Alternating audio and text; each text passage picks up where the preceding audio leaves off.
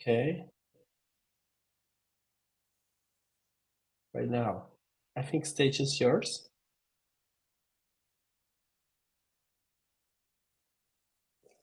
We should be live right now.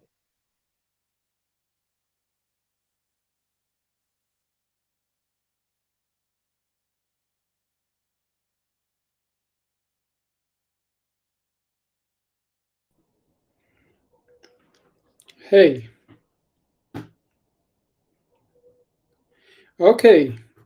So I think that we are live now. Um, and welcome to my talk about what started. Okay.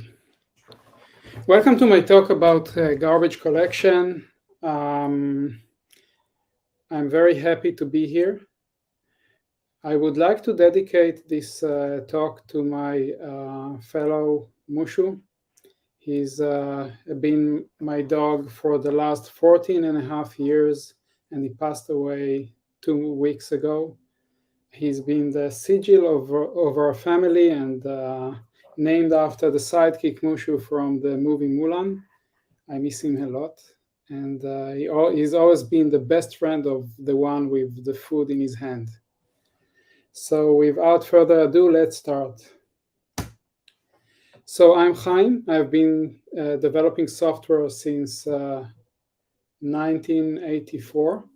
My first computer was Commodore 64, which I got a year later. And I've been doing software for fun since then. Then I discovered that it's also very profitable. So I've been doing it professionally for over 30 years. And I've been doing software development, architecture, engineering management, and also 8 years of my career, I've been focusing on performance optimization. I was an independent consultant, was helping organizations to solve their performance problems. And I've got a lot of knowledge and experience in this topic. I'm also a Java champion and one of the organizers of Java IL, which is the Israeli Java community. In the last 6.5 years, I'm working in Next Insurance and helping to build engineering in this startup.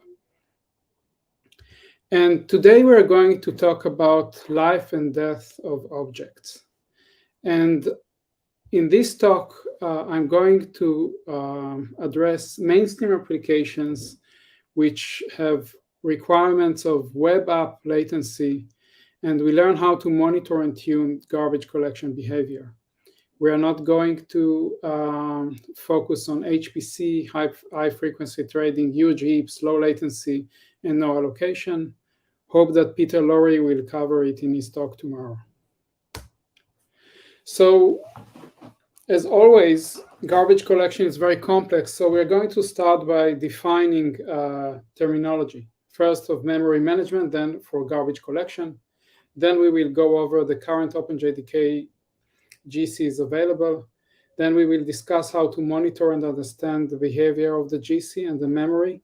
And then we will analyze common problems. So let's talk memory. Our applications and services have data and memory. And this data includes static data, usually very small set of data, also threads and stacks, and a huge pile of garbage objects, which is very hard to maintain. And basically, there are several parties that involve in this scheme. So the first one is the allocator. The allocator is responsible for allocating memory. And the collector, the second one, is responsible for reclamation of memory. And unfortunately, there is a third party that it is you, and you're called a mutator. And the mutator is also the threads of your service, which are responsible for for allocation of memory with the allocator, but they are also doing something very bizarre. They are changing references and creating a lot of mess with this huge graph of objects and making very hard time for the collector to keep up and understand what's going on. So these are the participants in the memory scheme, and there are several ways to handle this memory.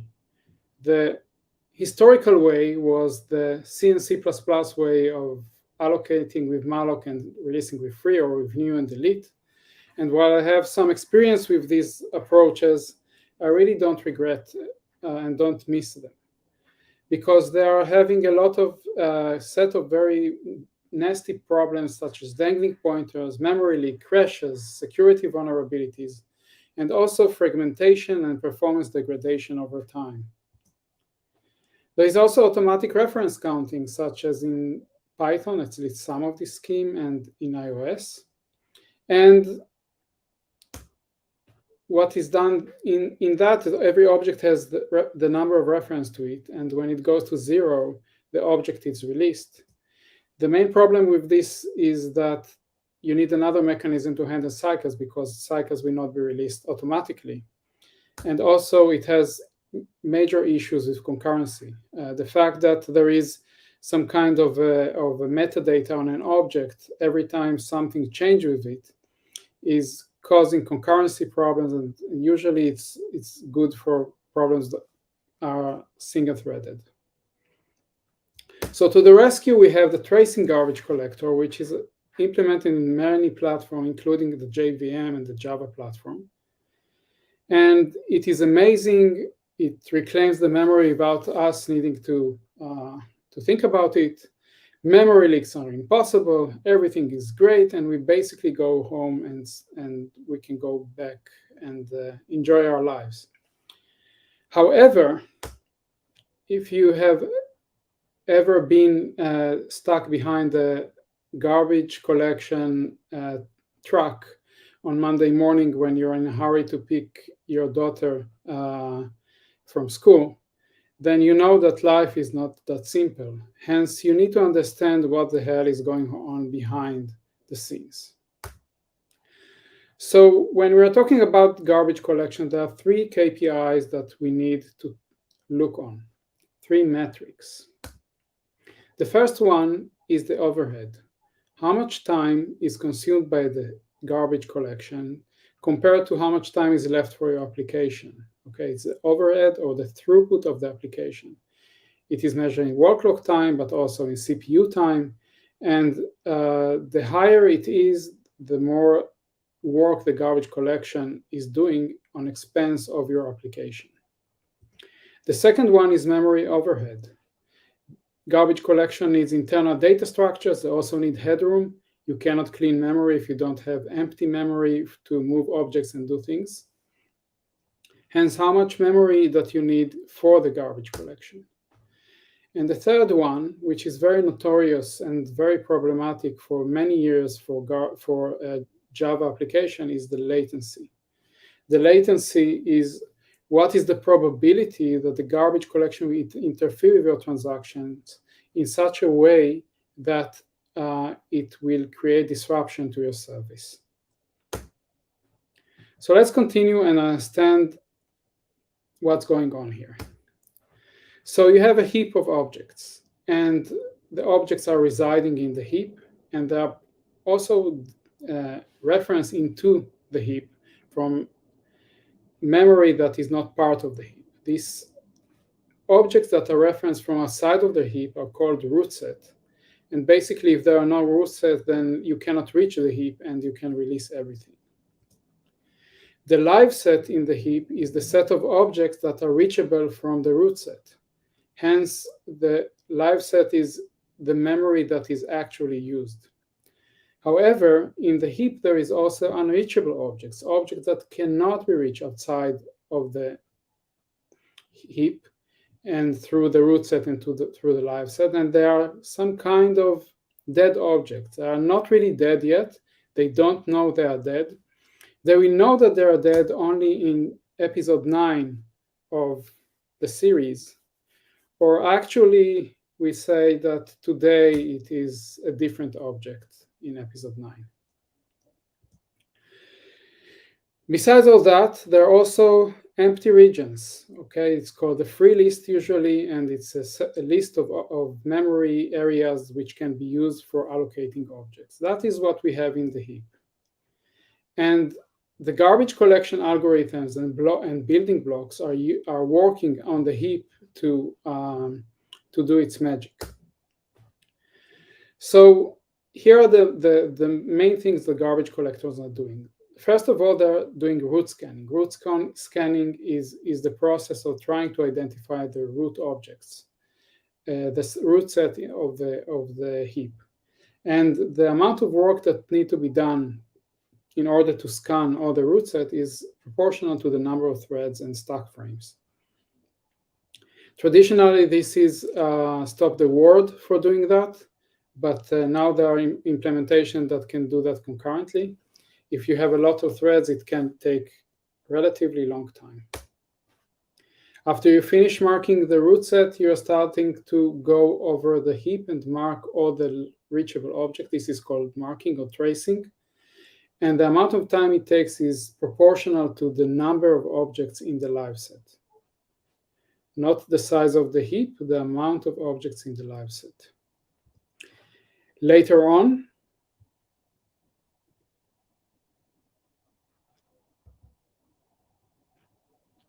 so now we see the tracing taking place. Later on, the next step of garbage collector is called sweeping.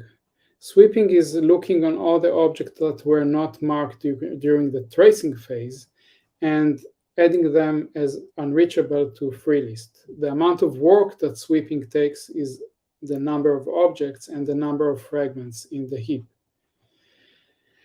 As you can guess, there is a problem with sweeping. You can write it down in the comments. If not, I will go in a second to the next slide. And it is fragmentation. When you're doing sweeping, then basically there are empty spaces that are left inside, like Swiss cheese.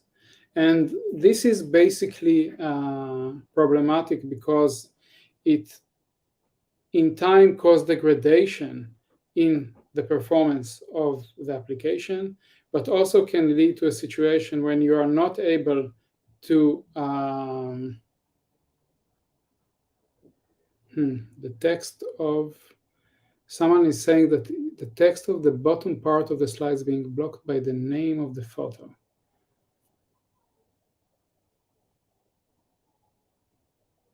Okay. So basically, fragmentation is problematic because large objects cannot be allocated after a certain time.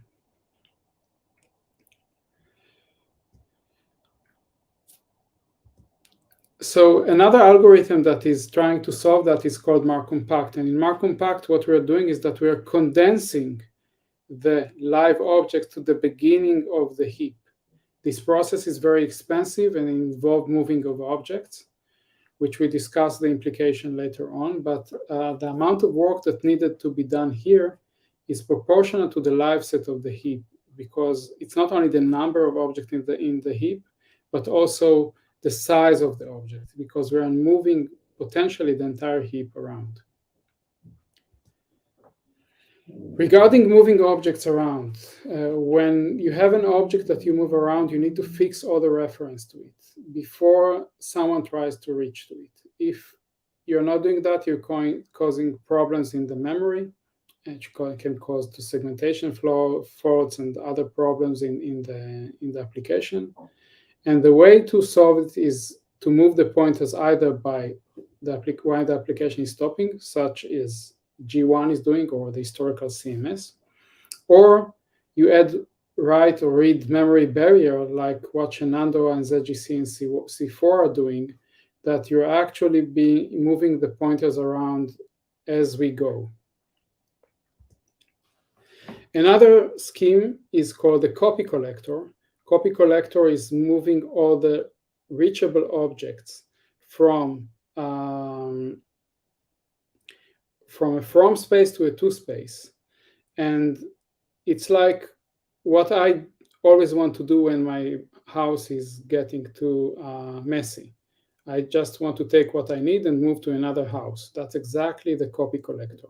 You move what you need to another house, and the amount of time you need is the size of the live set, and twice the memory, twice the size of the memory that you have. That's the memory overhead of copy collector. So we have marking, sweeping, mark, compact, and copy collectors. And it's very important to mention generational collectors. There is an hypothesis that is called the weak generation hypothesis that claims that most objects are dying young. And these objects, when they die, can be collected very easily if they are considered only by themselves. So by generational scheme or collectors, what we are doing, we are separating the heap into two parts, the new generation and the old generation, and treated them differently. And the benefits of this approach is that it creates some kind of a filter that is very useful in order to reduce the overhead and the load of the garbage collection mechanism. So generational collector have higher throughput and shorter new generation collection, but they're also harder to implement. The attributes of garbage collectors, the classification of garbage collectors, you can divide the garbage collector to single-threaded or parallel, stop-the-word and concurrent, and monolithic and incremental. That's the three attributes that you can discuss. And when we are talking about stop-the-word collector, it means that either the application threads are running or the GC threads is collecting memory. And when the GC threads are working, application is stopped. That's why it's called stop-the-word. And serial, single-threaded, means that there is only one thread for garbage collection. Parallel collector, incremental collector is doing the same thing in a single thread, but it stops after a certain amount of time and continues later on. Parallel collectors are doing the same thing, but with several workers, hence speeding up the amount of time needing to do certain work. Concurrent collector, on the other hand, try to do the collection alongside with the application and not stopping it in order to do the garbage collection work. And they can be single-threaded or parallel. So a garbage collector can be both incremental, both parallel, and both concurrent, or any other different variations. One thing that it's very important to say is that concurrent collector are not fully concurrent. They are mostly concurrent, meaning that garbage collection is happening mostly with concurrent with the application, but there are times that the application is stopped. And the amount of time can be very short, like a few microseconds or maybe a millisecond, but in some cases, in certain garbage collectors, it can be very long, like seconds and tens of seconds, and this is where it can get very problematic. By the way, when we're talking about monitoring garbage collectors, we need to understand when these behaviors and anomalies are happening.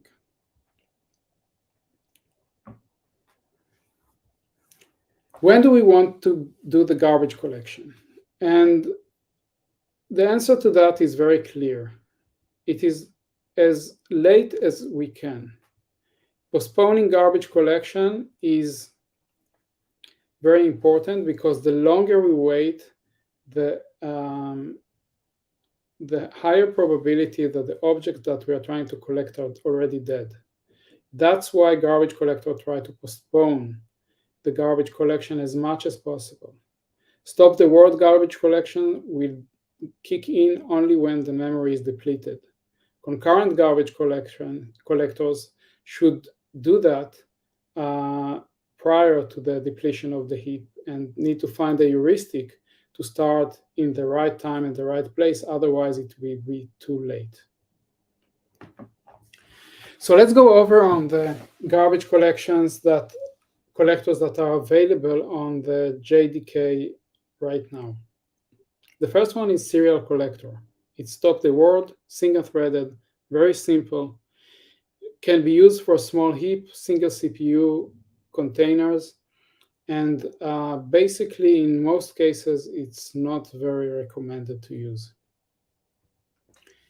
The second collector is the parallel collector, which is high throughput, and when you don't care about latency, it should be probably your best option to choose. By the way, on the top level, there is the command line parameter that you need to put to your JVM in order to use the garbage collection. So parallel collector is compacting. It is not regional. It is generational. It is not concurrent, and it's not mostly concurrent.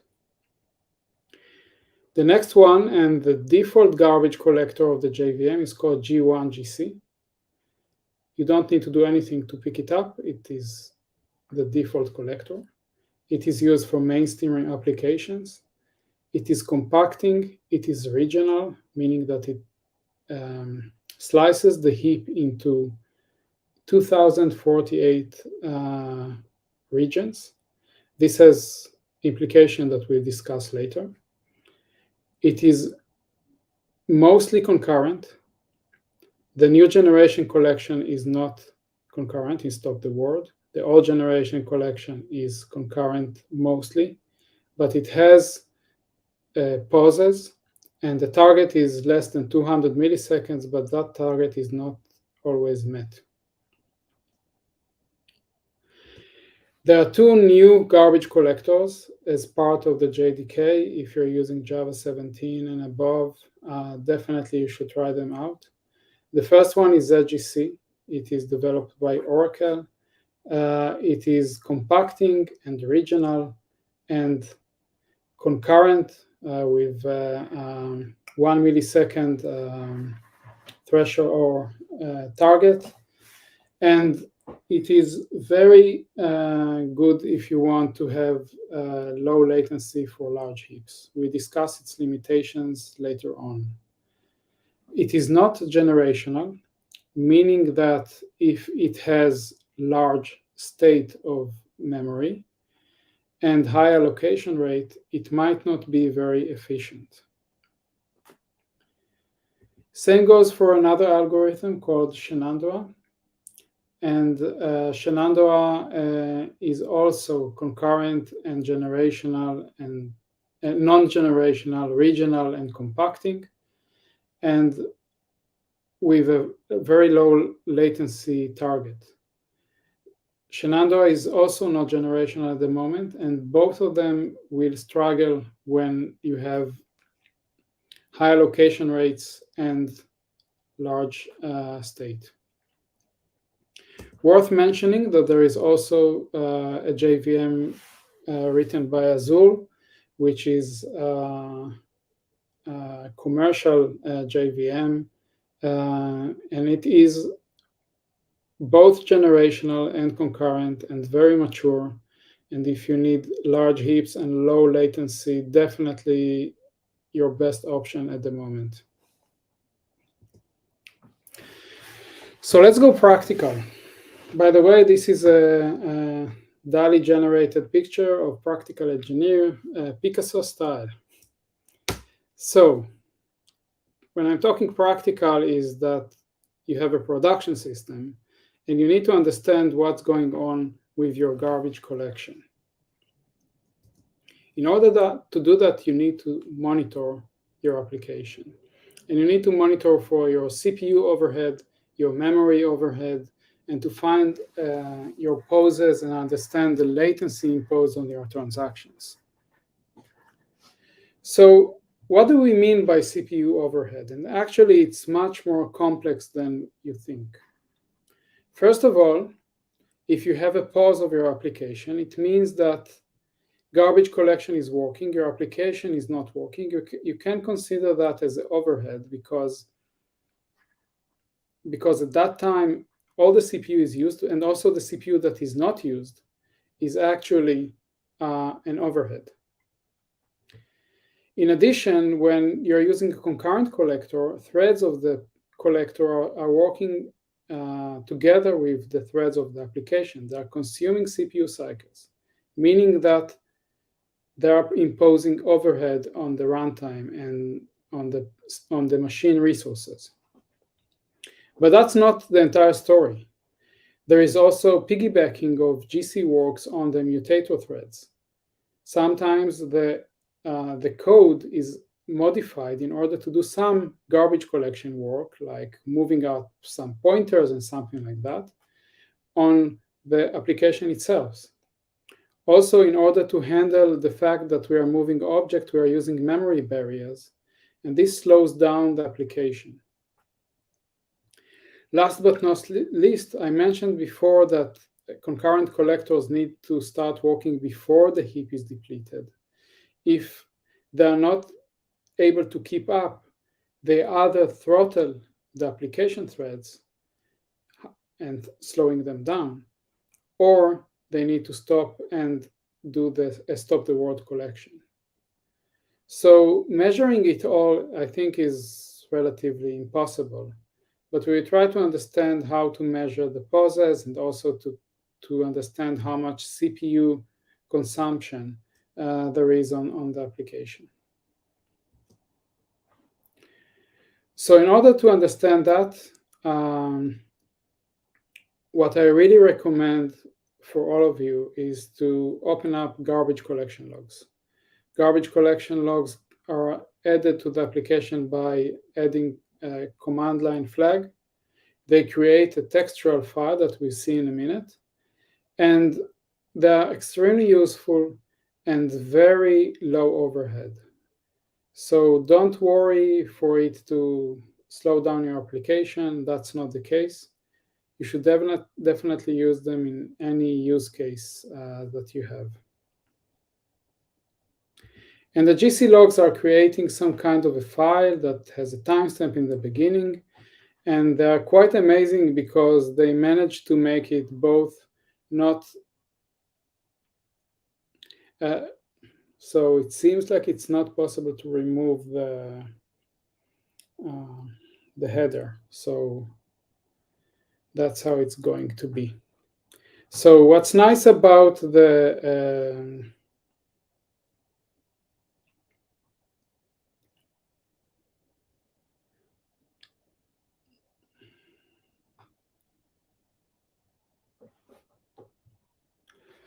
what's nice about garbage collection logs?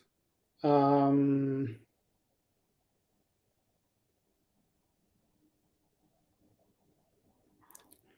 see there are issues with the footer of the image. Okay. So I will go back to the talk. I'm sorry for that. So what is nice about garbage collection logs is that they are both non-machine readable and non-human readable. It's very hard to understand them, both for code and both for humans. But there are some things that we can do in order to understand them. First of all, every line basically represents an event in garbage collection. So for example, this is a young generation pause, and we can see that there is a timestamp at the beginning, and we have the memory before the garbage collection, which is 486 megabyte, and 130 megabyte after the garbage collection out of 4 gigabyte of memory. That means how much memory was released, and there is how much time it took. which is also very important in order to understand pause time and overhead. So when we are looking on the GC log, we can understand what is the overhead of the garbage collection, because we can understand how much time it ran and which frequency. We can also understand when we experienced pause in the application. And by understanding how much memory we freed, we can also understand what is the allocation rate of our application. There is a tool that is called GC Viewer that can analyze those garbage collection logs and show the behavior of the heap, and also provide very useful statistics about your process in order to understand both the throughput and how much memory is left after garbage collection.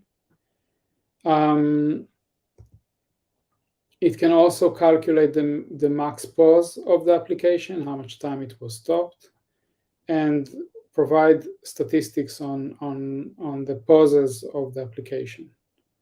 Saying that, you can definitely understand it by yourself by looking at the logs. Another application that is online, it's in your browser, you can use gceasy.io. It parses as well the GC logs and show useful information about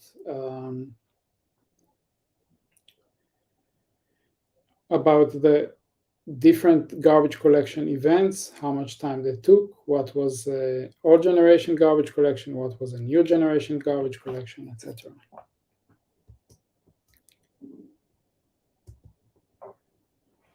Another mechanism that there is part of JMX, you can look on an MBin that is called garbage collector, which shows, for example, for G1, what was the amount of time and number of collections for young generation and for old generation. The problem is that the old generation is the stop the world garbage collector and not the concurrent collector, so it's a bit partial and it does not really show how much time was spent in garbage collection, but it can definitely show the pauses. So by using that, you can get some kind of a grasp of how much time was spent in garbage collection, but it's not the whole picture. Another thing that you can do is also to run JStack. And JStack in the newer version of the JVM prints the CPU utilization of each thread. You can sum up the amount of CPU consumed by the GC threads and from that understand how much time is going toward garbage collection. There is a tool that is called Visual GC that can show you the behavior of the heap. It is very nice. It does not support ZGC and Shenandoah, but it can give you some kind of intuition of what's going on inside the heap and when GC occurs and in which frequency. Nothing that can give you direct metrics, but give you some kind of a hunch of what is going on. It is a plugin of Visual VM, which is part of OpenJDK.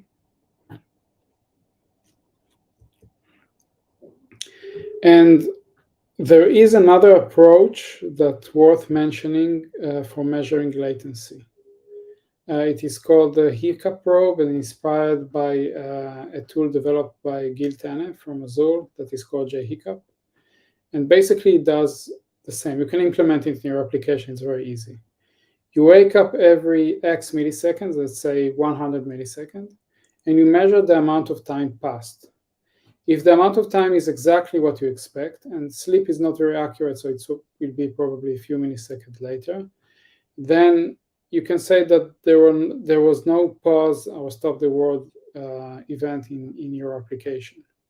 But if you wake up, for example, 100 milliseconds after you expected, then probably there was a pause. And if you wake up 3 seconds after the time that you expected, then probably there is a huge pause.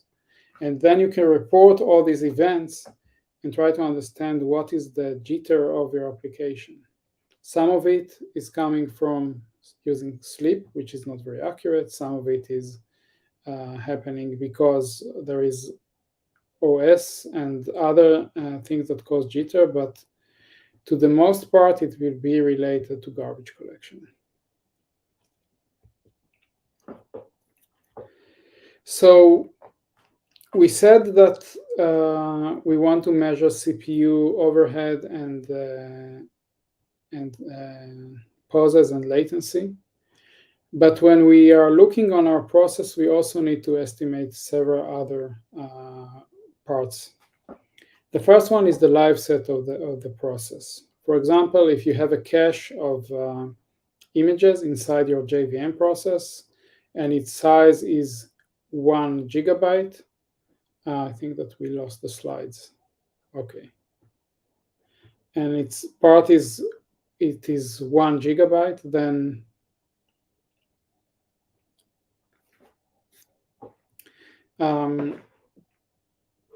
it means that you have a live set of 1 gigabyte.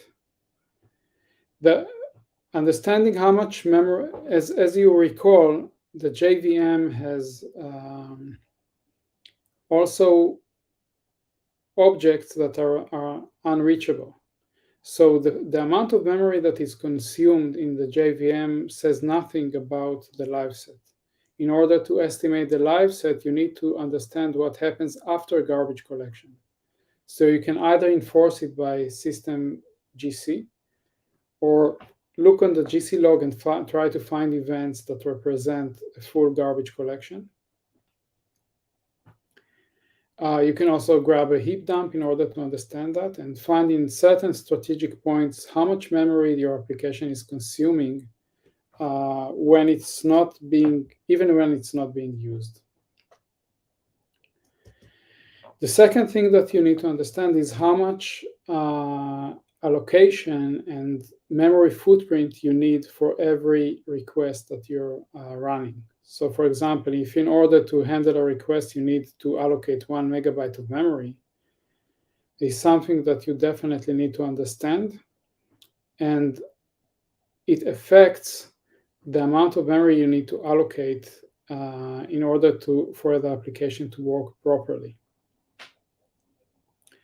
So basically understanding how much memory your application needs gives you the ability to size later on the heap of the application, or at least to try to explain what's going on. If your heap will not be large enough, the GC overhead will start to climb. At a certain point, most of what the JVM will do will be garbage collection, and it will be very inefficient. So in order to solve that, you will need to increase the size of the heap. Okay, so if you see that the GC overhead is too high, you need to increase the size of the heap. And in some cases, if you're using a garbage collector that is not generational, this can also lead to overhead of the garbage collection. So if you have a very high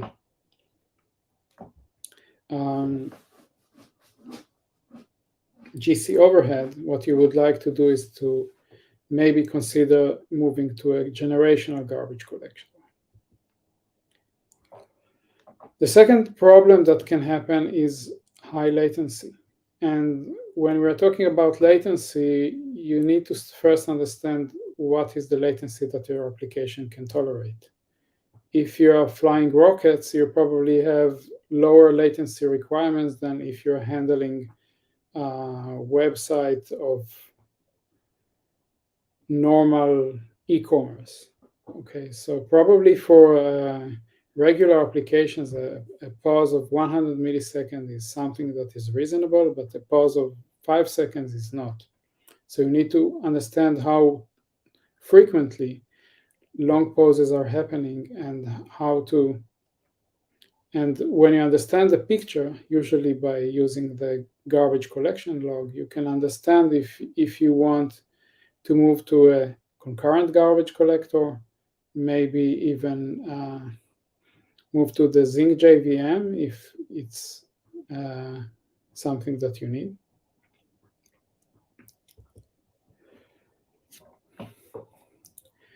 Another problem that can happen is that you actually need too much memory. Okay, so in order to maintain your application running properly, you need a lot of overhead of memory and something that you want to reduce. In order to reduce memory overhead, you should use a generational garbage collector or even trade throughput. Sometimes you can trade a little bit of throughput, like a few percent of efficiency, and reduce the amount of memory that the application is using dramatically. One more thing that I would like to mention is fragmentation. Fragmentation is something that shouldn't happen with compacting garbage collectors, but it does happen on regional collectors such as G1 or Shenandoah. In these cases, when you have humongous objects, it is possible to get an out-of-memory error, even though you have enough memory on the heap. ZGC is doing better in these situations. So if you get an out-of-memory, if you have an application that consumes a lot of huge objects and you experience out-of-memory, probably use ZGC and it will solve the problem. Another problem that can happen is when the sizing of the new generation and the old generation is incorrect. Usually happens where in garbage collectors where the sizing of this generation is rigid and possibly parallel collector. And in that case, if the application state is larger than the old generation or getting closer to it, you will experience very bad behavior. And by resizing the size of the new generation, reducing it, this can be solved without increasing the heap. So these are the common problems, and I want to show a small application to demonstrate. It's called GC Kryptonites, and it's basically have several components. The first component is the pose detector. It is what I discussed before is something that measures the poses. It has a state holder. It holds 2 GB of memory, a lot of objects with quite a lot of memory. And there is also an allocator which allocates 500 megabytes per second, and we have 2 of them. And I'm going to show you results of this program on my machine for 3 different garbage collectors. So you can see the first one has very low GC activity and looks like it behaves very nicely. The second one has quite a lot GC activity, and the third one also has GC activity and CPU usage that is probably higher. And you can see that the third one has even higher memory consumption than we see for the others. And here is the collector that we use. The first one is G1. And the reason that it is more efficient in terms of CPU consumptions compared to Shenandoah and ZGC is the fact that it is generational garbage collector. The generational filter and the fact that we have relatively large state helps G1 ignore all the old generation and deal only with the allocation of memory in the new generation. Hence, it is very effective. In terms of CPU consumption for 100 seconds running of this program, G1 consumed 50 seconds of garbage collection. And this is amount of CPU. On my machine, I have 10 cores, so it's negligible. Shenandoah used 3 times this amount of CPU, and ZGC used 2 times this amount of CPU, but also requires more memory. As you can see that the peaks are going higher. And the reason that ZGC uses more memory is the fact that it is not using compressed hoops. It doesn't use 32-bit pointers in order to work, and uses about 20% more memory. By the way, parallel collector on the same benchmark was behaving very poorly, and that was a result of misconfigured size of the new generation. It was consuming 600 seconds of CPU, but when I updated the size of the new generation and make it smaller so the state will fit in the old generation, it became the most efficient garbage collector, which consumed only 30 seconds of CPU cycles. So to sum it up, on this benchmark, we have 2 GB of live set. G1 had 27 pauses, Shenandoah 3 and ZGC 10. And when it goes over 100 milliseconds pauses, it seems like ZGC and Shenandoah behaved even worse than G1. In terms of performance, G1 behaved the best, and that is a result of the fact that parallel collector was not functioning properly. To sum it up, we have seen that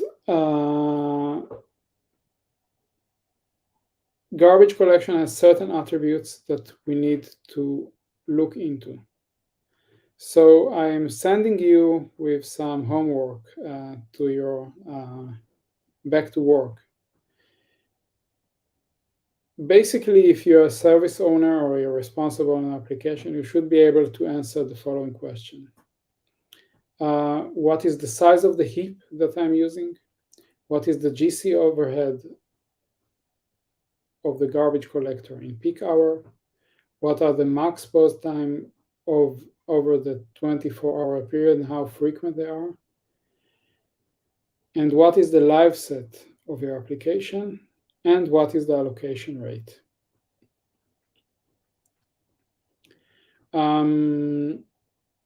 I think that is all. Highly recommend reading the following books if you have time in the next weekend. And we'll be happy to answer any questions if you have. Let's see if we have something.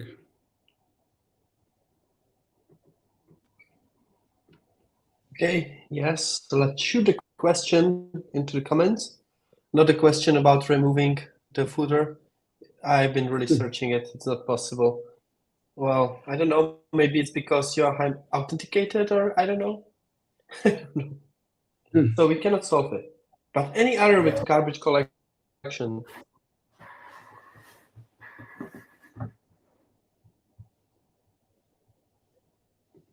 Feel free. Now is your time.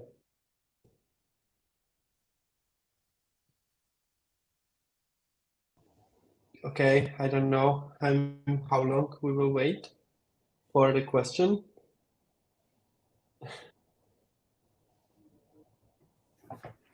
Okay, there's one question. So can you please compare the GC option in terms of off-heap memory usage? Yes, so I don't have a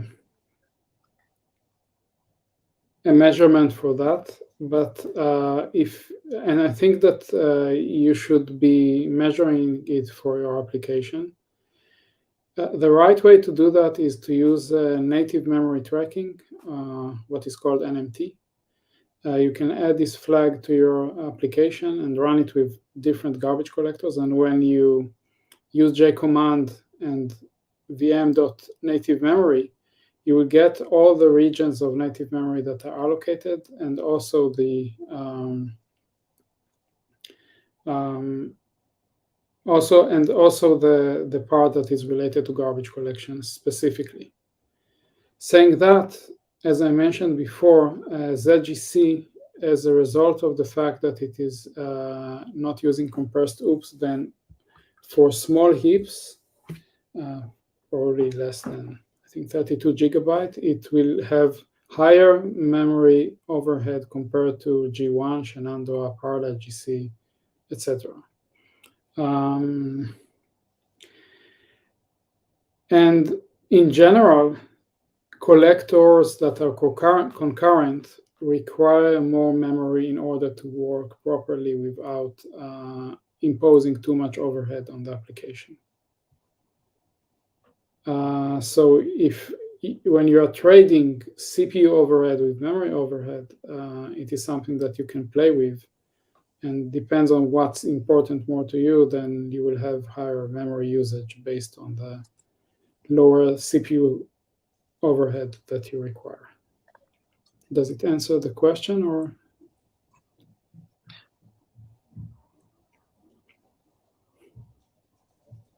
I hope Great. so. Yeah. Okay. So, any other question here?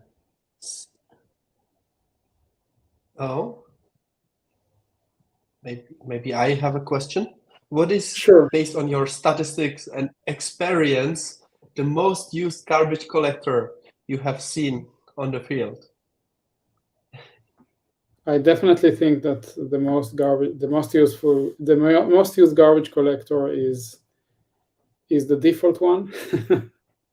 And for a very long time, it has been Parallel GC, even though we had CMS that had better behavior in many cases. And when G1 became the default garbage collector, it became the most popular, even though in some cases it's not the best option.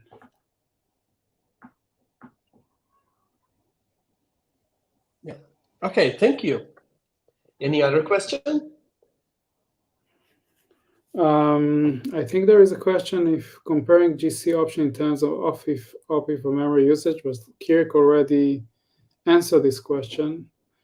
Yeah, off-heap has penalty. And when you're using off-heap, you need to marshal and marshal objects, and eventually someone needs to take care of these things off-heap anyway, and sometimes not doing a better job than the garbage collector. Okay. So there was the last question. So I tried to get rid of this banner. So Heinz, I haven't found it. Sorry. Okay, so I would like to thank you, Hein, for your cool presentation.